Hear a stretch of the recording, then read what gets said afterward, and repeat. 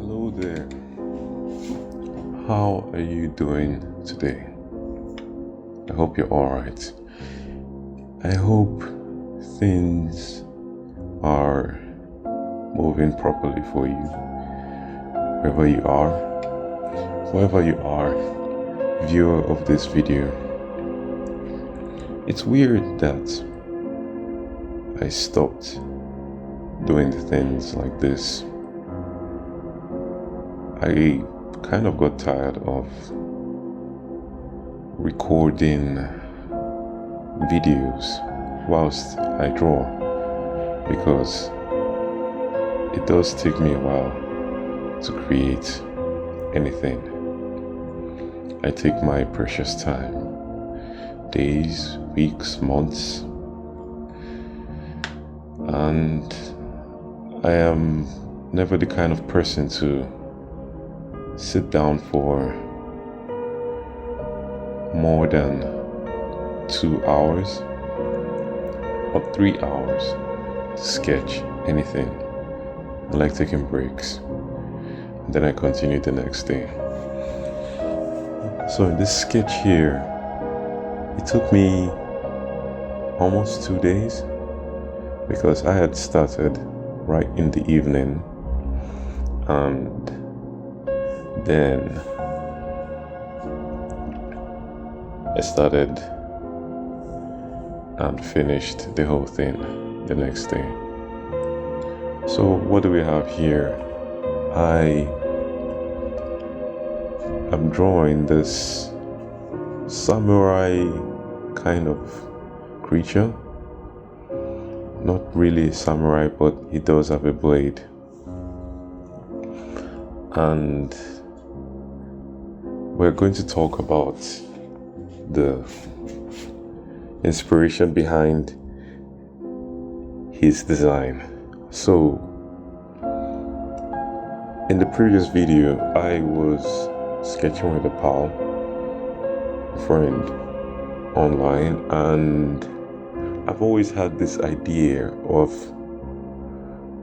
drawing or creating a samurai character. I have done tons of sketches on my notepads, and I am a huge fan of Demon Slayer. I like Kokushibo. And Kokushibo does look like the ancient samurai you get, but I was thinking of going for something a little bit grotesque, but not really scary. So this creature right here has 6 eyes, and his teeth is exposed, and I gave him an elongated canine just because I thought it looked cool, and fur from his chest and shoulders there. So the first design idea I had at this moment, I was thinking, how about I just blend the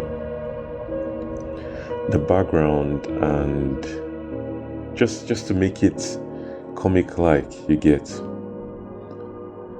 Like, I wouldn't really care about the color of the character, because I've not really finalized it. But at this point, I just wanted to do something dynamic, I guess. But I hardly have I don't think I am there yet. Start creating crazy dynamic poses. And the reference of this pose is from Zenitsu in Demon Slayer, the Demon Slayer series. I saw one of his quick draw moments in the series. So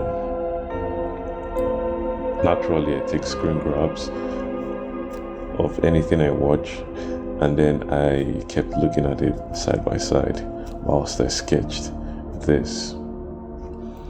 But then the reference I have over on the screen at the top right is something way different. But that is going to be for another time. So, in this whole process, after I finished creating the shadows, as you see here, I decided to make deep, darker shadows just to give it a bit of form, make it more profound, I guess.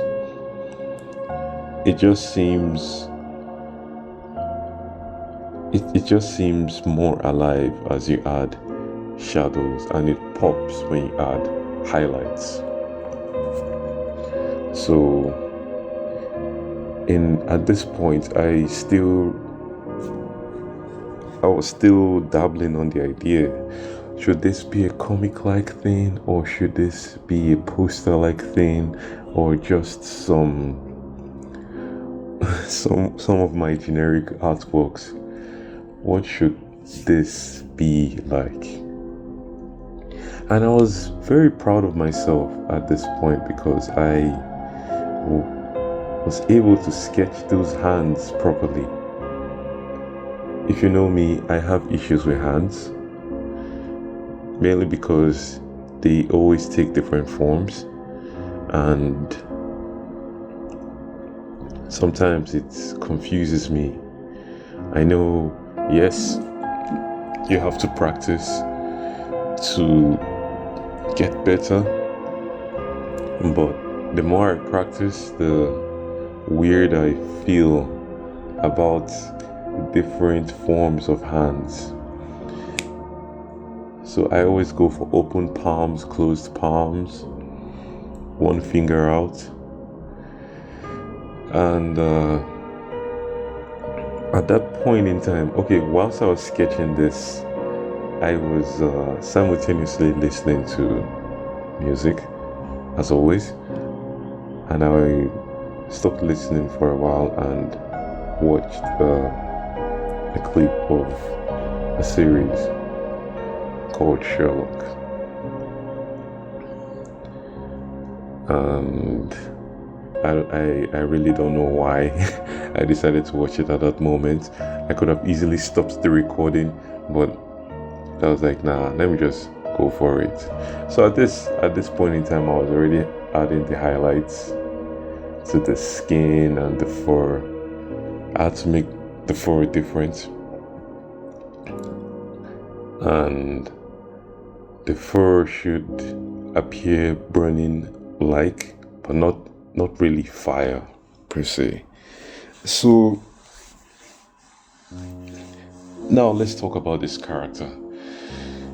The plan I have for this character is that he is able to draw his blade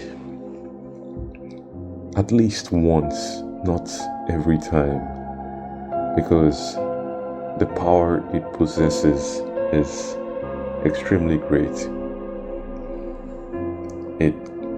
It has this dark and light energy that exists simultaneously, and I still haven't come up with a proper name for it. Also, the face of the character was inspired by Chainsaw Man, the devils in Chainsaw Man. So initially I was calling this the Max Devil. I called it the Max Devil because I am Max, and who would want to have maybe a devil named after himself? But that's a bit corny. And the Max Devil would have to be something that has to do with its name. So this is not a devil. I would call it a wraith. Or a wraith samurai. So from the illustration you can tell he has no legs, because he has to move extremely fast, and you don't need legs for that if you can hover. So he has this energy that's released right under, like a ghost kind of thing, but not really a ghost. He's been opened up from torso up.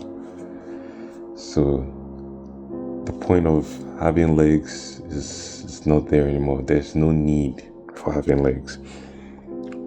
So here at this point, I was already adding the highlights. I had issues with the highlights, and I was also having issues with the eyes, because at this point I was thinking, if I really want to convey the speed of this character, I think he should be moving, right?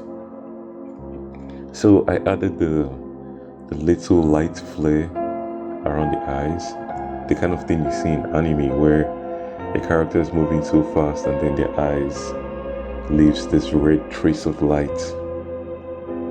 So that's what I was trying to do. And then I was giving the skin some funny textures. They have no meaning, actually. I also thought about writing some Chinese or Japanese on it, but it's better to just have different marks on it than to have these constant characters written on its skin. So yeah, then after a while I then changed my mind about the whole purple idea, because I think I'd overused the color purple. And I came to that decision because of the aura I was planning to give this character.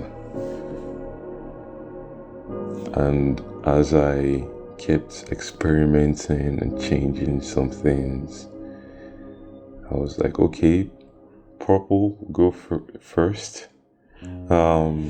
Then maybe red, maybe dark red, maybe blood red. Let's see what it looks like. And then also the highlights, I made it kind of light red. I don't know what that color is called, but it's somewhere in between red and orange. Then just to give it a little, just to make it pop a little, because we can have that monotonous color where his skin is blue and purple, and then you also have the energies producing blue and purple, or just purple. I wouldn't really like that. I mean, if I had seen another person create this character that way, I would say, yeah, it's cool, but there's a lot of purple. So at this point, I just kept on adding a few details, a few highlights around.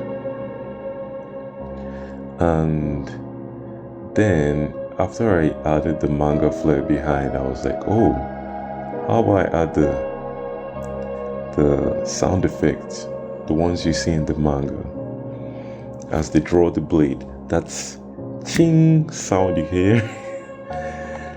That is exactly the effect you have. And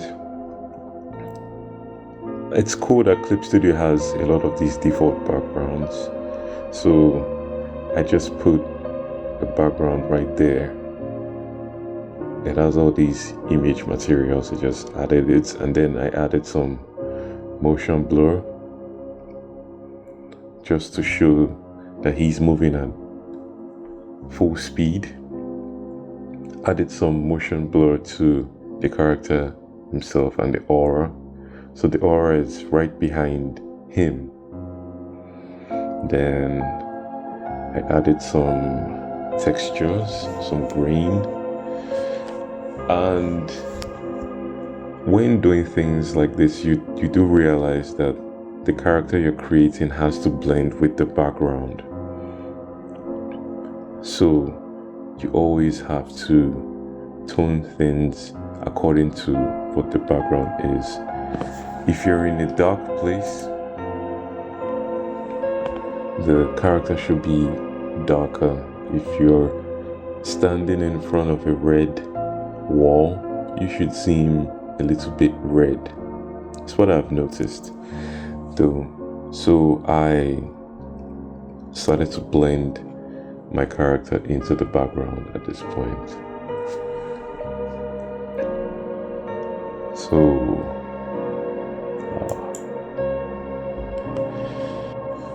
here's the final render. This is what it looks like right now. It's funny how things just start at random and then they grow into something. That's why I like art. You start from a dot or a few strokes and then you create this new world or new creature or new being whatsoever. So yeah, also if you've been able to reach this point of the video, thank you so much. I mean, leave a like, leave a comment, subscribe. You can watch the previous video to watch the first process of how I created this character. And thank you again. Stay safe. Goodbye.